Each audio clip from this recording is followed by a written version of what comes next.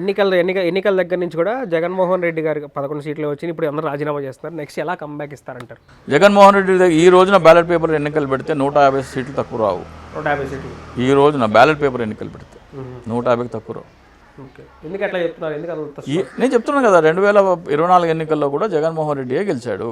Okay, ఈవీఎంలు మాయ ఉంది. EVM మాయ లేకపోతే ఆయన గెలిచేవాడు కాదు, చంద్రబాబు నాయుడు గెలిచేవాడు కాదు. ఈ రోజు అరే ప్రజలు ఊస్తున్నారు కదండి. ఫైల్ చేయొచ్చు కదా. ఎవరు దేని మీద? ఈవీఎం మీద సుప్రీంకోర్టు నడుస్తుంది కదా. హర్యానా ఎమ్మెల్యేలతో మన సుప్రీంకోర్టు కూడా ఒక స్టేట్మెంట్ ఇచ్చినట్టున్నారు కదా. మీరు గెలిస్తే హర్యానా ఎమ్మెల్యేలతో నేను ఒక రిపోర్ట్, ఎలక్షన్ కమిషన్ ఎక్స్పోజ్డ్ 6 పేజీల రిపోర్ట్ పంపించాను. ఆ రిపోర్ట్లో ఉన్న కొన్ని కీలకమైన పాయింట్ల ఆధారంగా వాళ్ళు ఎన్నికల కమిషన్కి వ్యతిరేకంగా కేసు ఫైల్ చేయడం జరిగింది. అది ఈ ఫిబ్రవరి 11వ తారీఖు అంటే మొన్న 21న జరిగింది. అది బెంచ్ అలాట్ అవ్వట్లేదు. నేను నా ముందర వద్దు అంటే నా ముందర వద్దు అంటున్నారు అందరూ జడ్జీలు. ఫైనల్గా చీఫ్ జస్టిస్ జడ్జికి బెంచ్కి వెళ్ళింది. అది ఫిబ్రవరి 11న చీఫ్ జస్టిస్ గారు వింటారు. ఫిబ్రవరి 11. ఓకే, అది ఎప్పుడు వెళ్తుందా, ఎప్పుడు జస్టిస్ వస్తుందా మనం చెప్పలేం, కానీ ఖచ్చితంగా అది దాంట్లో మాత్రం ఎన్నికల కమిషన్ మోసాలకు పాల్పడిందనే ఆధారాలు అయితే దానికి దొరుకుతాయి. ఎన్నికల కమిషన్ మోసాలకు పాల్పడింది దాంట్లో మీరు స్టాండర్డ్ ఆపరేషన్ ప్రొసీజర్ చదివితే చాలు. స్టాండర్డ్ ఆపరేషన్ ప్రొసీజర్ చదివిన తర్వాత ఈవీఎం ట్యాంపరింగ్ ఎలా జరుగుతోంది, దాన్ని ఆ ట్యాంపరింగ్ని జరిగింది పట్టుకోకుండా ఎలా బయట పడేయాలి అనేదే ఎన్నికల కమిషన్ తయారు చేసిన స్టాండర్డ్ ఆపరేషన్ ప్రొసీజర్. అది చదివితే మీకు అర్థమైపోతుంది. ఓకే, పట్టుకోకుండా ఓకే ఎలా ట్యాంపరింగ్ దొరకకుండా ఎస్ఓపి తయారు చేశారు. కొన్ని పాయింట్స్ చెప్పొచ్చు, ఏం చేశారు మీరు? ఈవీఎంలు వెరిఫికేషన్ కోసం సుప్రీంకోర్టు ఒక వెసులుబాటు ఇచ్చింది. 5% మీ పోలింగ్ స్టేషన్లో 5% పోలింగ్ స్టేషన్లో మీరు 2 మరియు 3వ స్థానంలో ఉన్న అభ్యర్థులు వాళ్ళ పోలింగ్ స్టేషన్లో ఈవీఎంలు చెక్ చేసుకోవాల్సింది చెప్పింది. ఎన్నికల సుప్రీంకోర్టు ఏమిచ్చిందంటే 26 ఏప్రిల్ 2024 ఒక ఆర్డర్ ఇచ్చింది.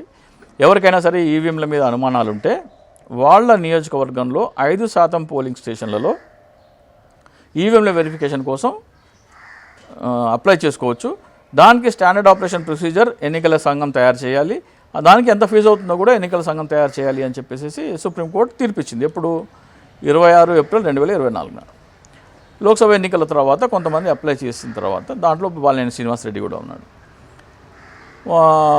12 పోలింగ్ స్టేషన్లకు ఆయన అప్లై చేశారు. అప్లై చేసిన తర్వాత ఈ పోలింగ్ స్టేషన్లకు సంబంధించిన వీవీప్యాట్లు తీసి లెక్క పెట్టమంటే మేము లెక్క పెట్టము అంటున్నాం.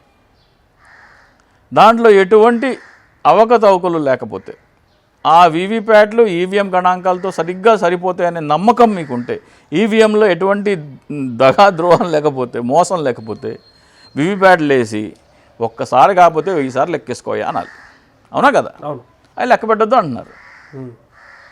సో అక్కడ దాచిపెడుతున్నారు. 2 సుప్రీంకోర్టు ఏం చెప్పింది?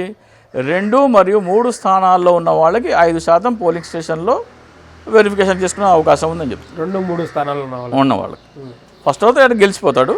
2, 3 స్థానాల్లో ఉన్న వాళ్ళు అప్లై చేసుకోవచ్చు అని చెప్పింది. అంటే ఇద్దరు అప్లై చేస్తే ఎన్ని % అవుతుంది? వాళ్ళది వచ్చేస్తుంది. ఎంత ఉంటుంది? 5% 10% పోలీస్ స్టేషన్లో వెరిఫై చేయాలి. కానీ ఎన్నికల సంఘం కాలడ్డు పెడుతుంది. నువ్వు ఇద్దరు కనుక అప్లై చేస్తే 2.5% మాత్రమే మేము వెరిఫై చేస్తూ ఉంటుంది. నీకేంటి భయం? 10%, 20%, 50%, 100% సుప్రీంకోర్టు చెప్పిన తర్వాత నువ్వు లెక్క పెట్టాలి. సుప్రీంకోర్టు 2 మరియు 3 స్థానాల్లో ఉన్న వాళ్ళకి 5% వెరిఫై చేసుకునే అధికారం ఉన్నప్పుడు దాన్ని 2.5 ఎందుకు చేస్తున్నావు నువ్వు? అలాగే నువ్వు ఎలా టెస్ట్ చేస్తావు అంటే ఎన్నికల కమిషన్ ఏం చెప్తుంది? ఏ పోలీస్ స్టేషన్లో మీకు అయితే అనుమానం ఉందో ఆ ఈవీఎం తీసుకొచ్చి మళ్ళీ కనెక్ట్ చేసి దాంట్లో డేటా మొత్తం డిలీట్ చేసేసి ఆ వీవీప్యాట్లు తీసి పక్కన పెట్టేసి మాక్ పోలింగ్ చేస్తూ ఉన్నారు. అంటే మాక్ పోలింగ్ మరొకసారి పోలింగ్ చేస్తాము. ఆ మాక్ పోలింగ్లో ఎన్నికల్లో ఏ అభ్యర్థులు పాల్గొన్నారో వాళ్ళ పేర్లు కానీ, వాళ్ళ పార్టీల పేర్లు కానీ, వాళ్ళ ఎన్నికల గుర్తు కానీ ఉండవు. వేరే పేర్లతో, వేరే పార్టీ పేర్లతో, వేరే ఎన్నికల గుర్తులతో మాక్ పోలింగ్ చేస్తూ ఉన్నారు. నీకేంటి బాధ? వాటితోనే చేయొచ్చు కదా. సపోజ్ నువ్వు హస్తం గుర్తు ఈ పార్టీ ఓటు ఆ పార్టీకి అనే ఆదేశం ఉంటే నువ్వు ఆ పార్టీల గుర్తులే నువ్వు మాక్ పోలింగ్లో పెట్టకపోతే ఎట్లా దొరుకుతుంది? సో ఇదొకటి.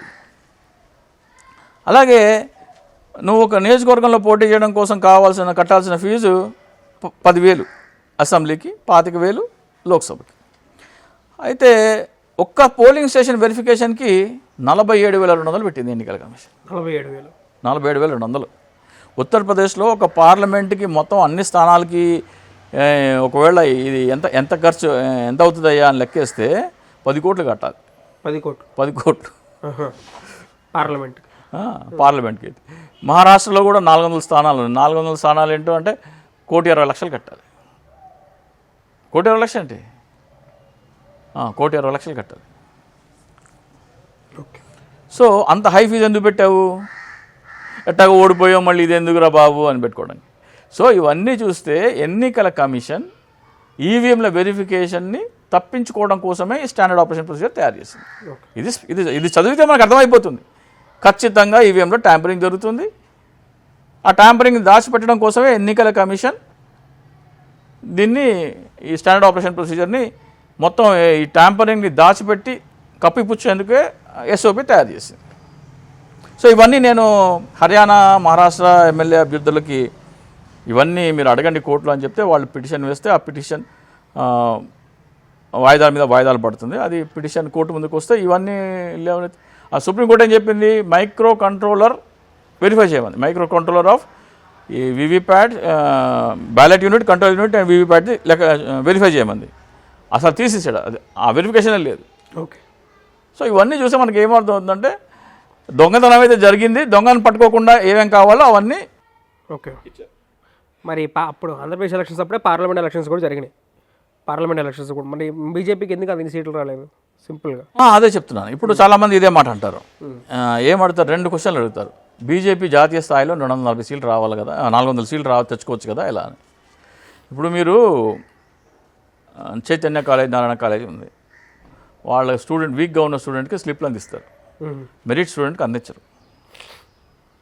బీజేపీ ఏమనుకుందంటే నేను ఆయుధ రామాలయం కట్టాను కాబట్టి UP, Bihar, Maharashtra, Madhya Pradesh, north belt మొత్తం స్వీప్ చేస్తాను, అవసరం లేదు అక్కడ, ఇక్కడ మనకేదో వీక్గా ఉన్నాం కదా ఇక్కడ ట్యాంపరింగ్ చేద్దామని ఇక్కడ అనుకుంది. కానీ అక్కడ దెబ్బ కొట్టింది. మొత్తం దేశం అంతటా చేయలే వాళ్ళు. ఎక్కడైతే వీక్గా ఉన్నారో అక్కడే చేశారు.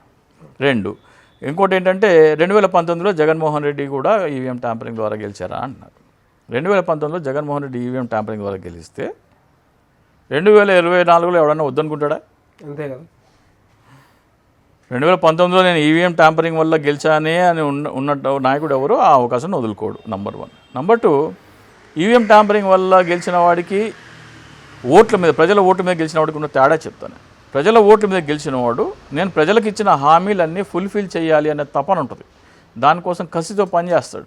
అయితేనే ఇది చేస్తేనే నన్ను మళ్ళీ గెలిపించుకుంటారు అని దానికోసం కష్టపడతాడు. ఈవీఎం ట్యాంపరింగ్ చేసిన వాడికి మాట మీద నిలవాల్సిన అవసరం లేదు. ఓకే. నాకు తెలుసు నాకు ప్రజల ఓట్లు లేదు, ఈవీఎం ద్వారా వచ్చామని. నీతో సంబంధమే లేదు నాకు. ఓకే. అందుకని ఇప్పుడు హామీలు అమలు చేయట్లేదు అంటారు. ఓకే. అయితే మొత్తానికి జగన్మోహన్ రెడ్డి అయితే ఇట్లా చంద్రబాబు నాయుడు టైప్ రాజకీయాలు చేయట్లేదు. చేయడు కూడా. రాజశేఖర రెడ్డి చేయలేదు, జగన్మోహన్ రెడ్డి చేయడు. ఇచ్చిన మాట మీద నిలబడతారు. ప్రజలకు ఏమైనా చేసి తద్వారా ఫలితం పొందాలని చూస్తాడు తప్ప ఈ దొంగ నాటకాలు, మాయ మాటలు, ఈ డ్రామాలు ఉండవు. ఓకే. Thanks sir.